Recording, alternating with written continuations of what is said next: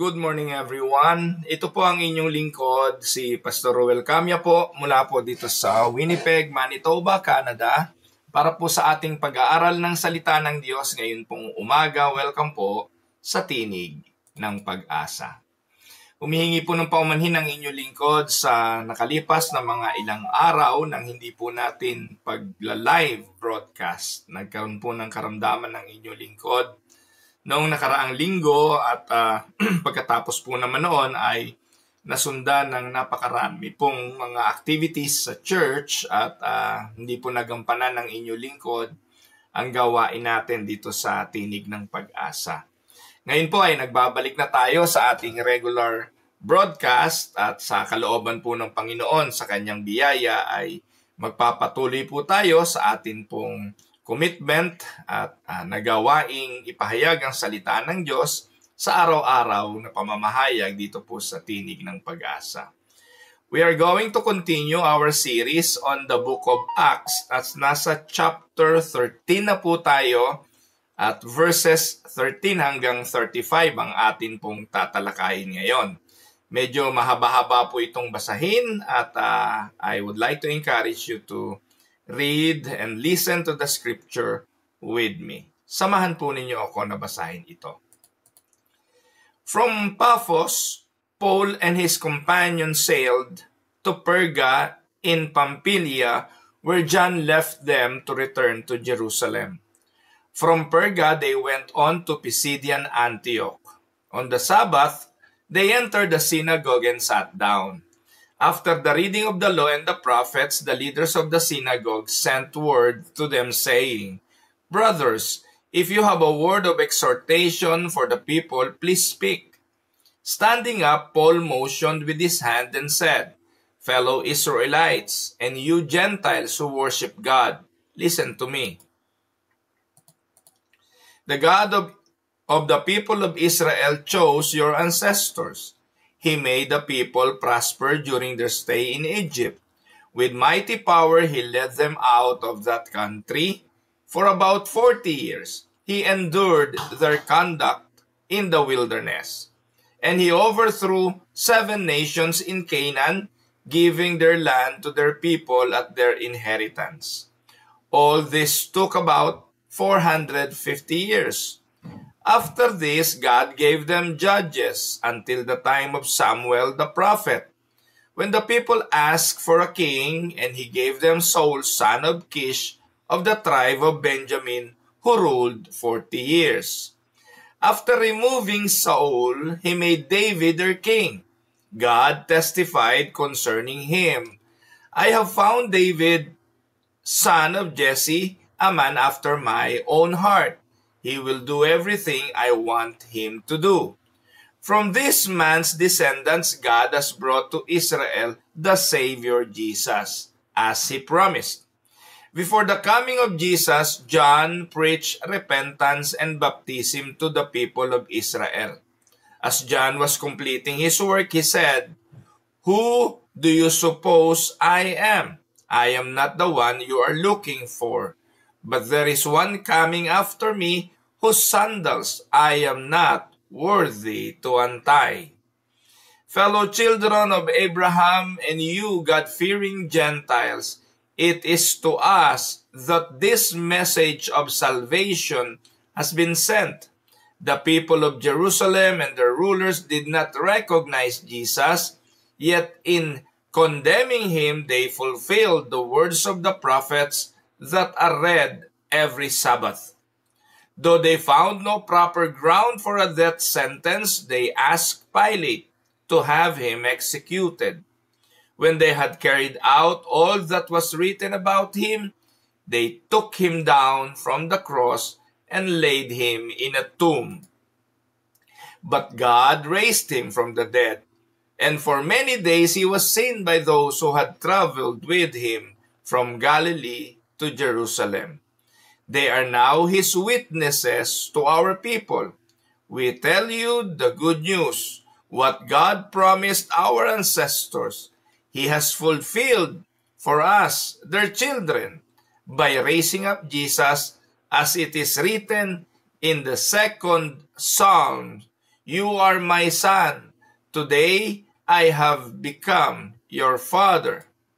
God raised him from the dead so that he will never be subject to decay. As God has said, I will give you the holy and sure blessings promised to David. So it is also stated elsewhere, you will not let your Holy One see decay. May the good Lord bless the reading and the hearing of His words na sa araw na ito'y ating pagbubulay-bulayan. Ang theme ng ating pag-aaral ngayon ay God's redemptive plan and Christ fulfills His promises through history. Ito po ang tema na ating pagtutuunan ng pansin. Ang plano ng Diyos, ang kanyang redemptive plan ay na-fulfill sa pangako sa kasaysayan at ito'y natupad lahat sa ating Panginoong Hesukristo.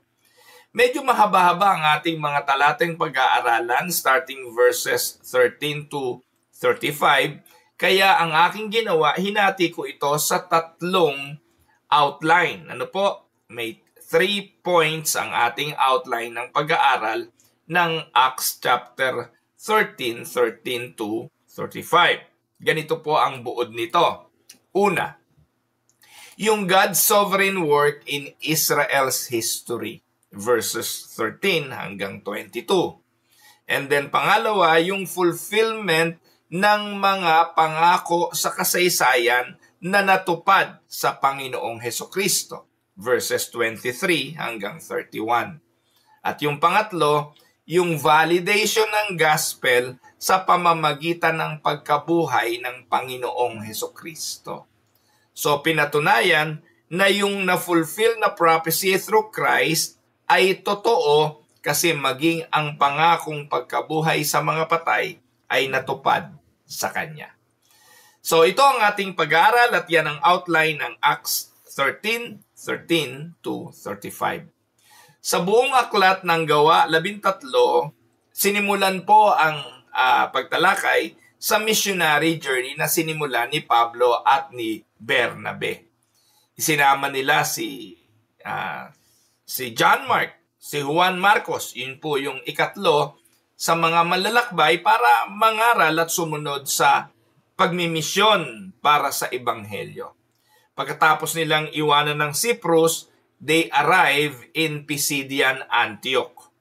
At dito po sa ating talata, makikita natin mga kapatid, ang kauna-unahang sermon. This is the first recorded sermon of the Apostle Paul. Kung ating mapapansin, dito pa lamang naman ini-introduce si Pablo pagkatapos po nung introduction doon sa road to Damascus, kung saan siya ay na-convert from a persecutor into an apostle. Dito pa lamang po makikitang magtatrabaho ng husto itong si Pablo. Kasi niyaya siya ni Bernabe to go into missionary journey. So, this sermon reveals the core of the Apostle Paul's theology. Napakaganda po ng unang sermon na ito at kung titingnan natin pag-aaralan ng unang sermon ni Pedro, punong-puno ito ng karunungan sa kasaysayan. Alam ni Paul kung ano ang history ng Judaistic religion dahil siya dati ay champion ng Judaistic religion. Kaya nga nung lumitaw itong mga mananampalataya, inaway niya ito at pinaguhuli niya ito. Not knowing na later on na-realize niya through the power of the Holy Spirit na ito palang nangyayaring ito'y fulfillment, katuparan ng ipinapahayag ng Diyos sa kasulatan. Kaya napakagandang pag-aralan po natin ang mga bagay na ito. Sa sermon na ginawa ni Paul, he traces Paul's theology, the continuity of God's redemptive plan from Israel's history to its fulfillment in the Lord Jesus Christ. So inisa-isa to ni Pablo. And he traces how God was at work in the past, how He was now acting in the present, and through Christ, and how His promises are fulfilled in the resurrection of the Lord. Kaya this sermon is both historical and theological in nature, a masterful declaration that salvation is really of the Lord. Ipinakita ni Apostol Pablo yung continuity ng salvation, hindi nagbabago. Hindi po totoo yung ipinapangaral ng marami na iba ang paraan ng Diyos ng pagliligtas sa Old Testament at iba yung paraan ng Diyos ng pagliligtas ng New Testament. Minsan pinapakita ng maraming mga pastor na ang Diyos ng Old Testament ay malupit na Diyos at ang Diyos ng New Testament ay mabait na Diyos. Hindi.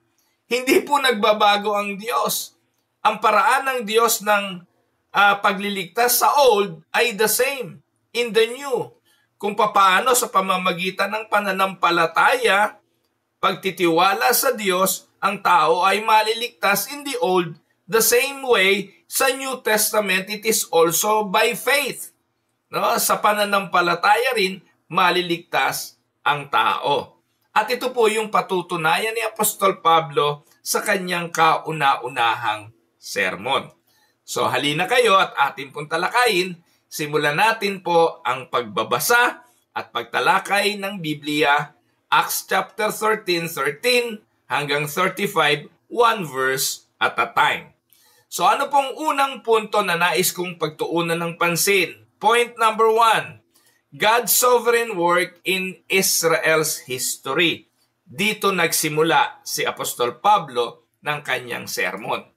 Verse 13 hanggang 14, Now Paul and his companions set sail from Paphos and came to Perga in Pamphylia. So mula po mga kapatid, sa Antioquia, naglakbay sila hanggang sa nakarating sila sa lugar na ito. Pagdating nila sa Perga ng Pamphylia, merong isang hindi magandang pangyayari.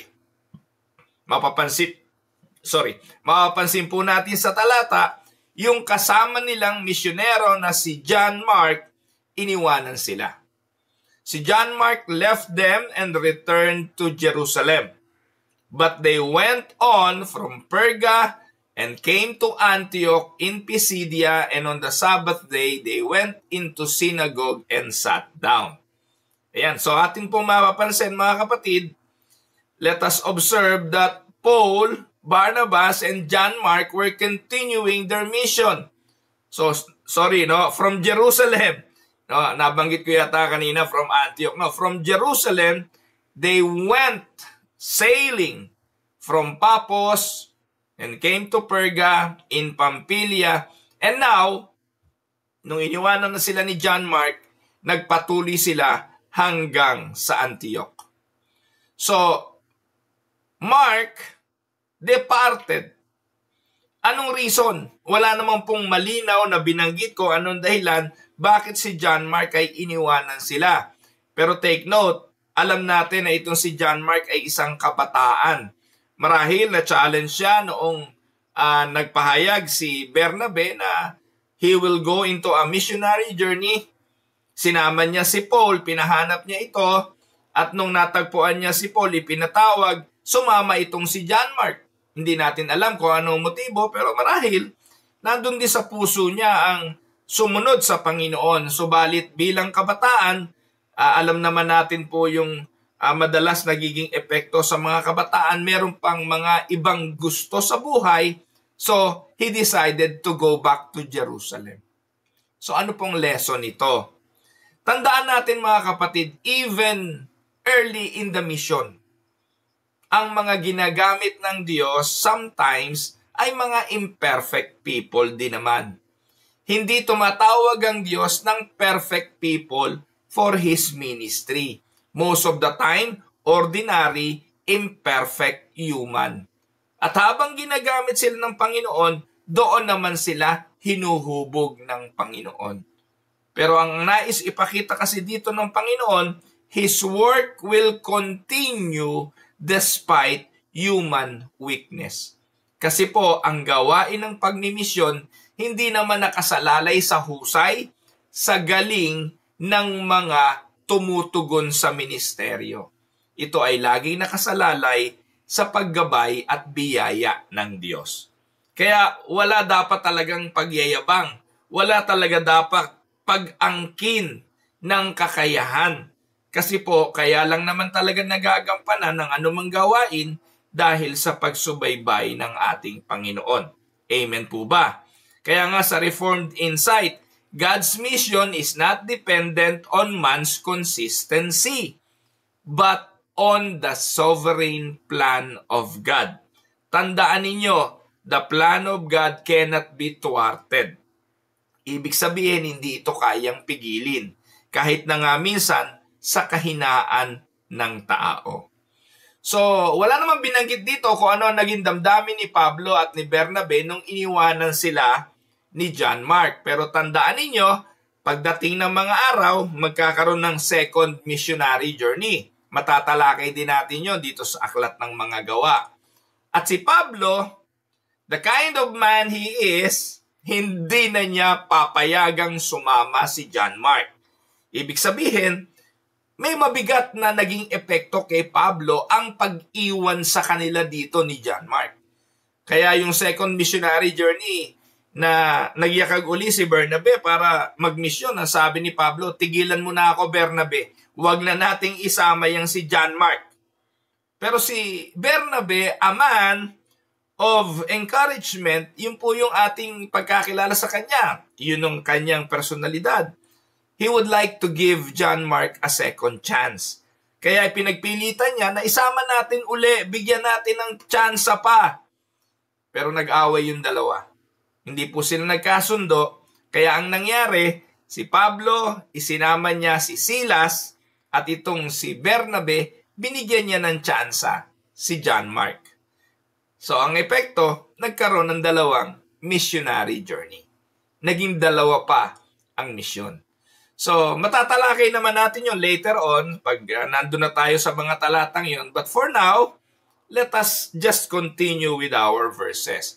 Pagdating nila sa Pisidia, araw ng Sabat, dumiretso sila sa sinagoga. Ano nangyari sa sinagoga? Verse 15. After the reading of the law and the prophets, the rulers of the synagogue sent a message to them, saying, Brothers, if you have any word of encouragement for the people, say it. Take note mga kapatid, dumiretso sila sa sinagoga. Ano yung sinagoga? Ang sinagoga ay sinagoga ng mga Hudyo. These are not place for believers. These are not place of the Christians. These are the place of the Judaistic religion.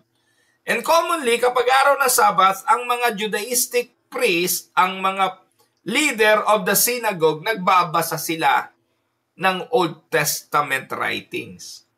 At pagkatapos silang basahin yung law, yung mga kautusan ni Moses at ng mga propeta, nagkakaroon sila ng sharing tungkol doon sa binasa nilang talata.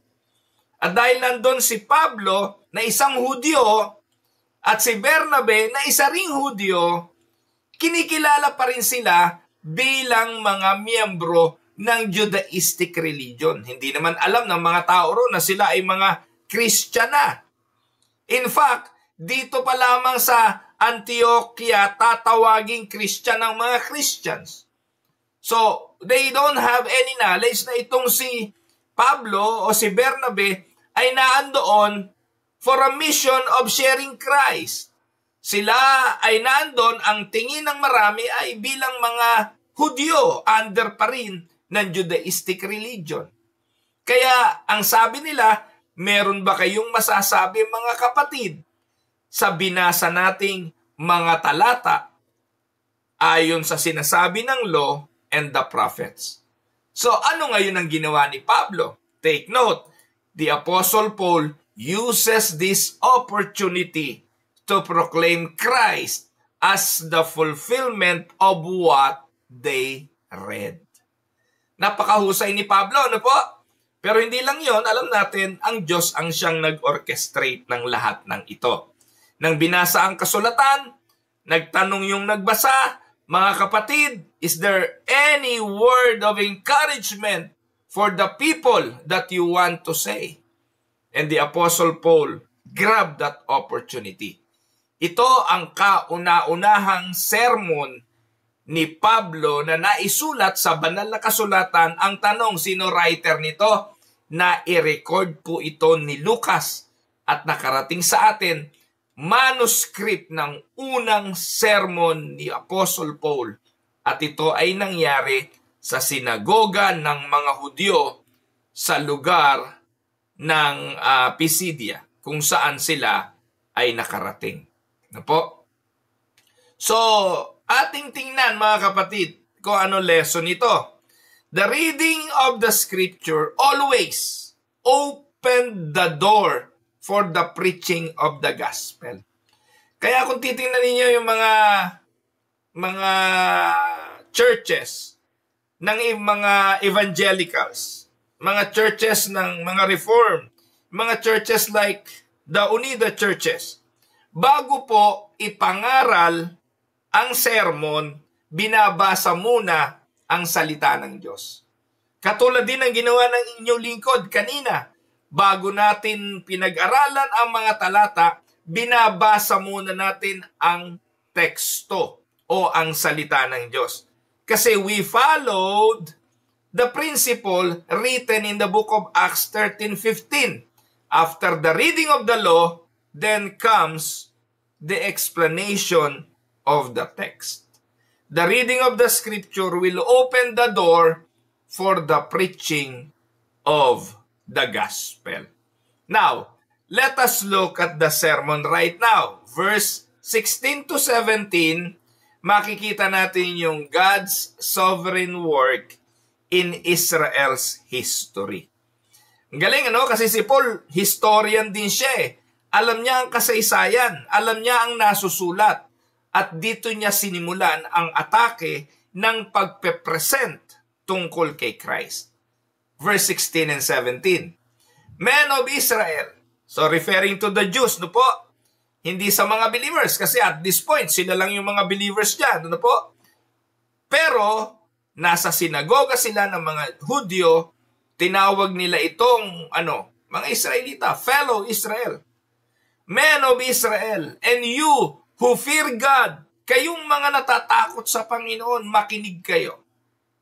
The God of this people, Israel, chose our fathers and made the people great during their stay in the land of Egypt. And with uplifted arm, He led them out of it. Saan sinimulan ni Pablo ang mensahe? If you are going to look at it, sinimulan niya ito during the time of Joseph. No? Noong panahon ni Jose, na anak ni Jacob. No po? So sinimulan niya ang kasaysayan kay Jacob. Kasi si Jacob naman ang Israel. Amen po ba mga kapatid? So sinimulan ni Paul ang pagpapaalala sa bansang Israel na you all came from Jacob. At yung anak ni Jacob na si Joseph, siya ang ipinadala sa Ehipto para ano? So, ma-interpret yung dream ng Pharaoh at maging isang second in command sa Pharaoh para iligtas ang bansang Israel. Who is Jacob at that time? Hindi po ba? So, ipinaalala niya ito. At sinimulan ni Paul, Paul begins with God's initiative. Among all nations during that time, among many people, sinabi ni Paul, pinili ng Diyos ang bansang Israel. Kaya kung kayo pamilyar sa Romans chapter 9, binanggit naman dun sa Romans chapter 9 I love Jacob, I hated Esau. So dun nalinaw na sinasabi ni Pablo ang kasaysayan, noon pa man, pinili na ng Diyos si Jacob. At si Jacob ang Israel.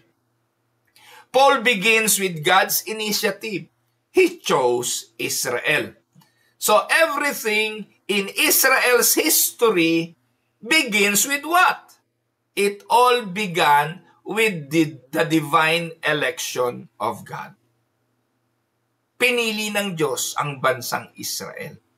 And this echoes Deuteronomy 7, 7 to 8. Anong sabi ron? The Lord set His love upon you, not because you were more in number. Pinili kayo ng Diyos, minahal kayo ng Diyos, hindi dahil marami kayo. Pinili kayo ng Diyos dahil mahal kayo ng Diyos. Amen? So anong Reformed emphasis? Salvation history begins with God's sovereign choice. Ang kaligtasan, sovereign choice of God. Ang salvation history nagsimula sa pagpili ng Diyos sa bansang Israel. And it will always the same. The salvation experience starts with God choosing whom He would like to be saved. Kaya kapatid, kung ikay ligtas, isang ibig sabihin nun, pinili ka ng Diyos sa kaligtasan. Kung ikay nanampalataya, hindi dahil sa iyo yun, pinili kang manampalataya. At pinili ka ng Diyos, hindi dahil magaling ka, hindi dahil natanaw ng Diyos na ikay mananampalataya, pinili ka ng Diyos bago palikhain ang sanlibutan. Now, ipinagpatuloy ni Paul ang pagsesermon. He goes on to verse 18. And for about 40 years, he put up with them in the wilderness. So, nilaktawan na ni Paul yung mga kwento na nangyari sa Ehipto. Paano sila pinalaya roon, paano sila nakalabas, tumawid sa dagat na pula, paano nagbigay ang Diyos ng 10 salot bago papalayain ng paraon. Nilaktawan na yon. Nagmadali si Paul. At ang sabi, sa loob ng 40 taon, iningatan sila ng Diyos sa wilderness. So, ito na yung wilderness experience ng bansang Israel. Despite Israel's rebellion, God showed patience and God showed mercy. Pinakakain sila ng Diyos araw-araw ng mana. May pillar of clouds by day. May pillar of fire by night. Protektado sila sa araw, sa init nito, protektado sila sa lamig ng gabi. That is how God became so patient with Israel and He protected them sa loob ng 40 years. Anong application? God's covenant faithfulness is not canceled by our failures. Kung tutusin, pwede na naman din katulad nung panahon ni Noe. Patayin lahat ng Diyos yung mga Israelitang yun eh. Bakit kamo? Imagine ninyo, nalingat lang ng sandali si Moses. Anong ginawa ng mga Israelita? Pinagkukuha yung mga alahas at yung kung ano yung mga nadala nila galing Ehipto, tinunaw at ginawang gintong guya. At itong guya na ito, the young calf, was worshipped by the Israelites. And they considered it as their God. So doon pa lang pwede nang patayin sila lahat ng Diyos eh. Because we know that God will not allow it. Pero because of His mercy, because of His patience, nanatili silang sinubaybayan ng Diyos sa loob ng 40 taon. And this reflects the long-suffering of God. Amen? This reflects God's long-suffering. Exodus 36 verse 4. Ano sabi ron? And he passed in front of Moses, proclaiming the Lord, the compassionate and gracious God, slow to anger, abounding in love and faithfulness. Kaya kung tutusin, gaya ng binanggit ko, pwede nung time na yon, katulad ng time ni Noe, nilunod na niya lahat ng tao. But then, Sabi diyan, the Lord, compassionate, gracious God, slow to anger, abounding in love, and faithfulness. No? So, tuloy natin ng verse 19. And after destroying 7 nations in the land of Canaan, He gave them their land as an inheritance. Fast forward uli si Moses. Minadali na ni Paul, no? Minadali na ni Paul ang kwento. So natapos na yung 40 years sa wilderness, nakapasok na sila sa Jericho, napasok na nila ang Kanaan, at ang sabi, 7 bayan sa Kanaan ang ibinigay sa kanila ng Diyos bilang kanilang mana. So the conquest was not by Israel's power, but by God's act, by God's protection, and by God's giving them the land as an inheritance. Salvation and inheritance are gifts of grace and not human merit. Hindi nakabase sa kanilang galing, hindi nakabase sa kanilang husay. Mga kapatid, huwag niyong kakalimutan, pagpasok nila ng Kanaan, patay ng lahat yung mga galing ng Israel, ng Egypt. Naalala niyo po ba lahat ng lumabas sa Egypt? Namatay na lahat sila sa wilderness sa loob ng 40 years na yon. The only alive during that time ay 2 sa orihinal na lumabas sa Ehipto at tumawid sa dagat na pula. At ito ay si Joshua at si Caleb. Yon ang inheritance ng Diyos sa kanila dahil noong tiniktikan nila ang Kanaan during that time, sila yung nag-report na kayang-kaya nilang pasukin, pero yung 10 espiya, sabi nila, hindi natin yung kaya para lang tayong tipaklong sa mga tao doon. So they decided na huwag tumuloy at nagpaikot-ikot na nga lang sila ng 40 years sa wilderness. At ang pangako ng Diyos kay Joshua at kay Caleb, ipapatikim, ipapakita sa kanila ng Diyos ang lupang pangako.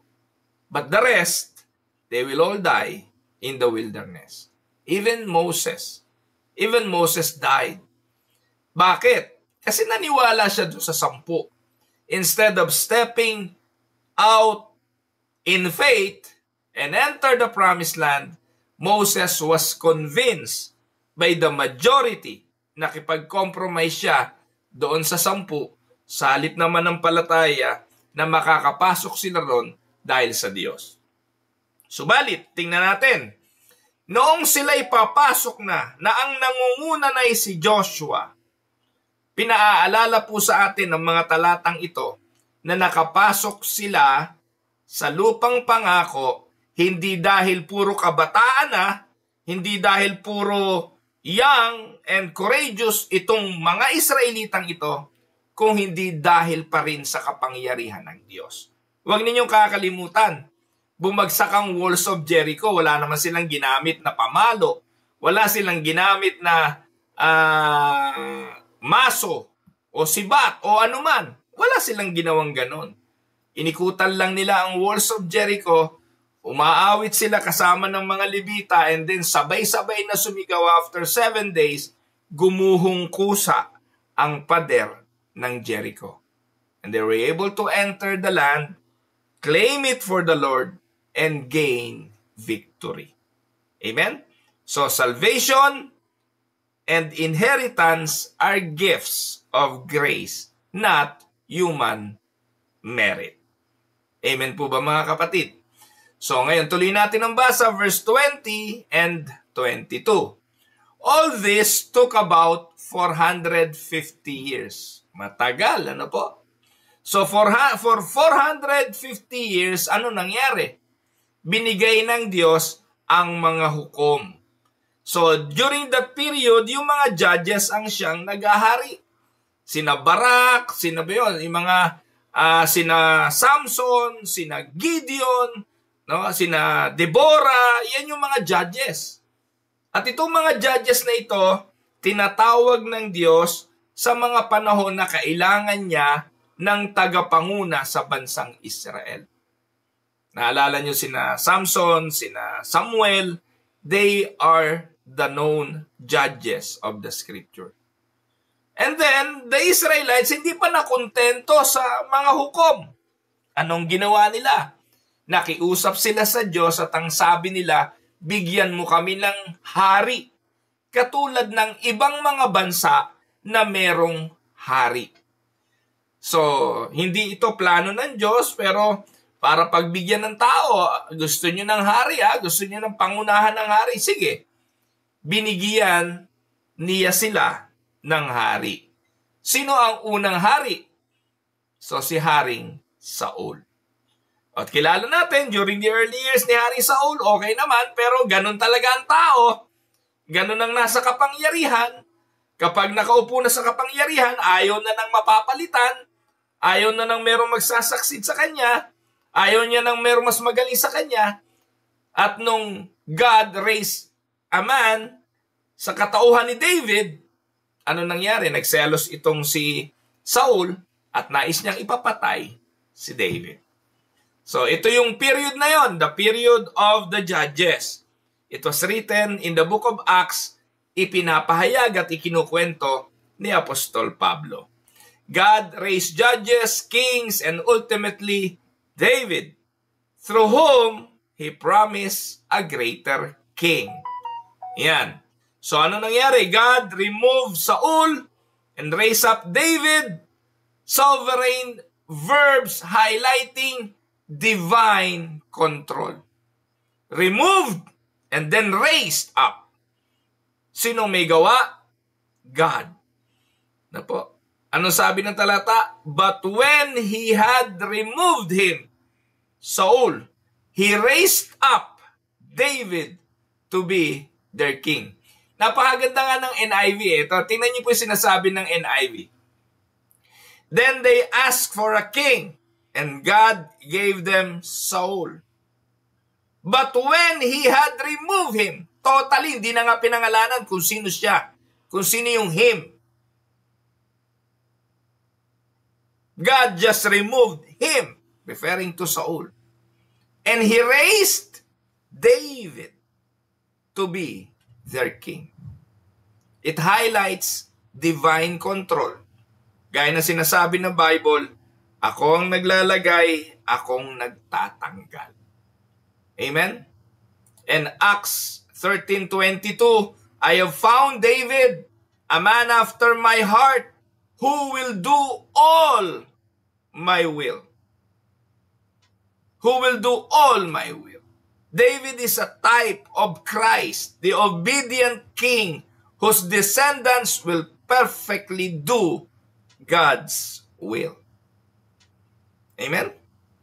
Now, third point, God's fulfillment of His promise in Christ. Makikita natin yan sa verse 23. Of this man's offspring, referring to David, ano po? Sa lahi ni David, God has brought to Israel a Savior, Jesus, as He promised. So makikita po natin mga kapatid, na hindi naputol ang kwento. What happened in the old is a continuing saga of our faith. And the New Testament is the continuation of what was written in the law and in the prophet. Ano po? This is the central thesis of the Apostle Paul's sermon. God's covenant with David finds fulfillment in Jesus Christ. Amen? Kaya if you're going to look at 2 Samuel, ano po sabi 2 Samuel 7:12-16? When your days are over and you rest with your ancestors, I will raise up your offspring to succeed you, your own flesh and blood, and I will establish His kingdom. He is the one who will build a house for my name, and I will establish the throne of His kingdom forever. Sabi nila si Solomon yan eh. Yes. Pero I would like to ask you, Nabuhay ba forever si Solomon? Hindi. Namatay din si Solomon. Then how can the kingdom of Solomon last forever? Ibig sabihin nun, magpapatuloy pa yon. I will be his father, sabi ng Diyos, and he will be my son. When he does wrong, like what Solomon did, I will punish him with a rod, wielded by men, with floggings inflicted by human hands. But my love will never be taken away from him. As I took it away from Saul, whom I removed from before you, your house, referring to David, ano po? Your kingdom will endure forever before me. Your throne will be established forever. Sa Reformed doctrine, pinaniniwalaan natin, Christ is the fulfillment of all redemptive covenant. He is the promised Messiah. Natupad lahat ng covenant na ito. No? He is the promised Messiah. Covenant to Noah, to Abraham, covenant to David. Lahat yun natupad sa ating Panginoong Hesukristo. Acts 13:24-25, for this man's descendants, God has brought to Israel the Savior Jesus, as He promised. Before the coming of Jesus, John preached repentance and baptism to all the people of Israel. So anong sumunod? So New Testament na tayo. From David, lumitaw ang Kristo. Pero bago ang Kristo, sa verse 24, kailangan munang lumitaw ang isang Juan Bautista. John the Baptist prepared the way, acknowledging he was not the Messiah. Kasi at this point in time, may mga tagasunod pa rin si John at pinaniniwalaang si John ang Messiah. Pero dito nilinaw ni Paul na maging si John nag-declare na hindi siya ang Messiah ni wala nga siyang karapatan na magkalag ng kanyang panyapak. So, God orchestrated all redemptive history from the prophets to the forerunners who is John to point to the Lord Jesus Christ. Amen? Now let us go to verse 26. Brothers, son of the family of Abraham, and those among you who fear God, to us, to them. Ano sabi ni Paul? To us has been sent the message of this salvation. Ini-imagine ko kung ano yung mga reaksyon ng mga tao eh. Ini-imagine ko kung paano nila tinatanggap ang mga bagay na ito. But the message of salvation is now being proclaimed to both Jews and the Gentiles. The phrase, those who fear God, refers to Gentile proselytes, showing that salvation is universal in scope but particular in application. Tanging yung magkakaroon ng takot sa Diyos ang makauunawa at siyang mananampalataya kay Kristo bilang katuparan ng binabanggit sa kasulatan. Kaya nga, God's electing grace extend beyond ethnic Israels. Binanggit na yan sa Romans 9, 6-8. It extend beyond ethnic Israel, the nation of Israel. It was extended even to us, the Gentiles. Amen? Now, let us go to verse 27 and 29. For those who live in Jerusalem did not recognize him and asked Pilate to have him executed when they had carried out all that was written of him. So, dito, the Apostle Paul showed them even the rejection and crucifixion of Christ fulfilled God's predetermined plan. Acts 2:23. And the unbelief of the Jews did not thwart God's purpose. even the unbelief of the people, the actions of the people, the crucifixions of Christ, and even what Pontius Pilate did fulfilled the plan of God. Amen? Anong lesson? God's sovereignty works even through human sin to accomplish redemption.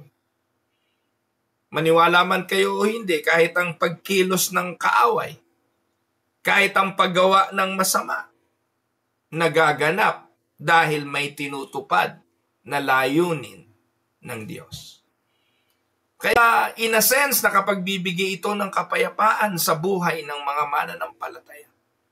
Dahil ang realidad, walang aksidente. Lahat ng bagay ay prefigured by God.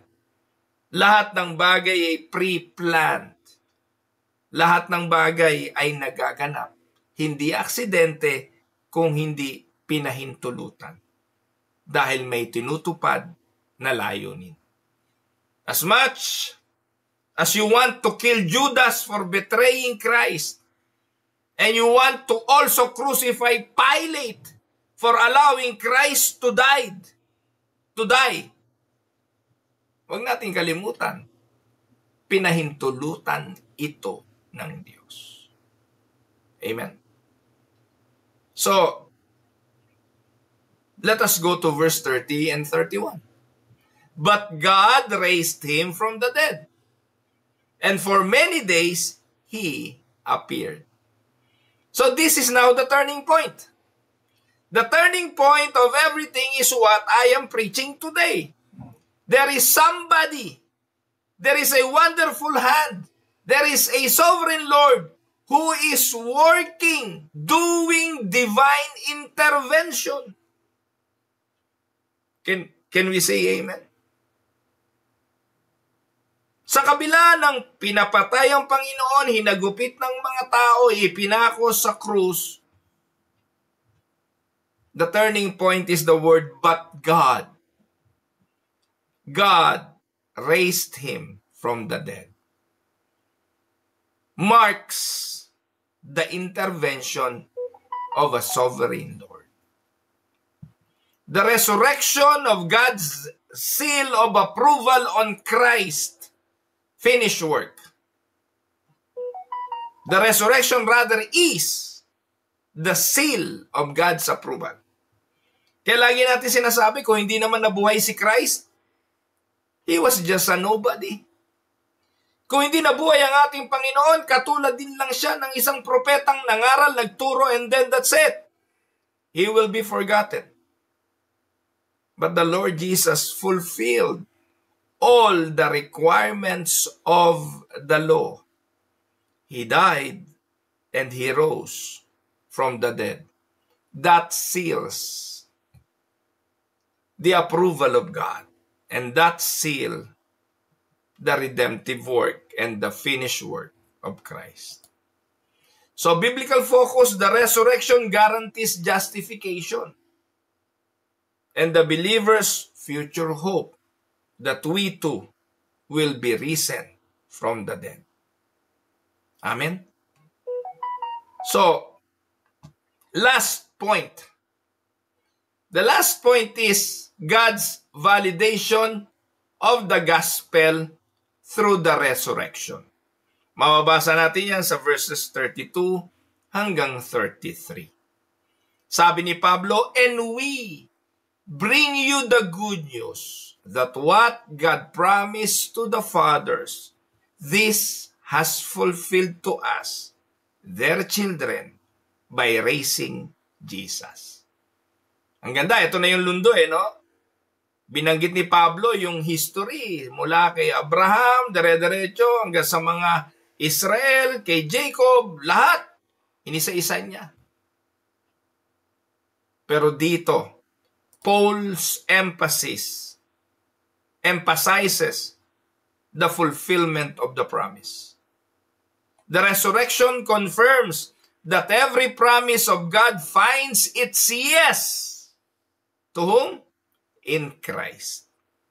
And here, the Apostle Paul is quoting Psalms 2:7, "You are my son, today I have begotten you." Paul declares that the resurrection publicly manifested Christ as the Son of God. Amen? Now let us go to verse 34. "And as for the fact that he raised him from the dead, no more to return to corruption. He has spoken in this way, I will give you the holy and sure blessings of David." This alludes to Isaiah 55 verse 3, meaning the covenant blessings promised to David now belong to all who are in Christ. The resurrection ensures these blessings are eternal and incorruptible, pertaining to the kingdom of David, will last forever. Amen? Now, verse 35. "Therefore, he says also in another Psalms, you will not let your Holy One see corruption." Psalm 16:10 finds its ultimate fulfillment in Christ. But unlike David who died, saw decay, Jesus rose and remains incorruptible. Ano ang theological conclusion natin dito? Mga kapatid, the resurrection is both historical and eschatological, declaring Christ's victory over sin and death. Amen? To conclude our lesson for today, the Apostle Paul's sermon in Acts 13:13-35 reminds us that 1. God's redemptive plan is sovereign. He chose, He delivered, and preserved His people. Can we say amen? 2. God's promises are fulfilled in Christ. He is the true Son of David, not Solomon. Oh, yeah. Don't get me wrong, anak niya si Solomon. Pero what is referring to in the book of Samuel is looking far beyond Solomon. The fulfillment of that was in Christ. 3. God's power is demonstrated in the resurrection, confirming our salvation and our future hope. Amen? So in application, let us trust God's sovereignty. Your salvation and life are part of His redemptive plan. Amen? Rest in Christ's fulfillment is number 2. What God promised, He accomplished in Jesus. And 3rd and the last, live in resurrection hope. The risen Christ guarantees our justification and future glory. Soli Deo Gloria. Let us pray. Our sovereign Father, we thank you for the richness of your word today through the preaching of the Apostle Paul. Through the word, we seen how your hands has guided history from Israel's calling through the reign of David to the coming of our Lord Jesus Christ. We praise you, O God, for your faithfulness to every promise, for you are a covenant-keeping God. Thank you for revealing to us that salvation is not our achievement but our gracious work from beginning, but your gracious work rather, Lord, from beginning to end. Thank you for sending Jesus, the true Son of David, who lived perfectly, died willingly, and rose triumphantly for our redemption. Father, help us to trust in your sovereignty even when we cannot see the full picture. May you strengthen our faith in the risen Christ who conquered sin and death. May His resurrection power give us hope, courage, and joy in every seasons of life. Empower us, O Lord, like you empower Paul, Barnabas, to boldly proclaim the good news that Jesus is the fulfillment of all your promises, and may our lives bear witness to the truth that you are faithful from generation to generation. Lord, we give you all the glory, all the praises in Jesus' mighty name. Amen and amen. Magandang araw po sa inyong lahat. Ito po ang inyong lingkod, si Pastor Roel Camia, mula po dito sa Winnipeg, Manitoba, Canada, para po sa ating pag-aaral ng salita ng Diyos ngayong umaga dito po sa Tinig ng Pag-asa. God bless everyone.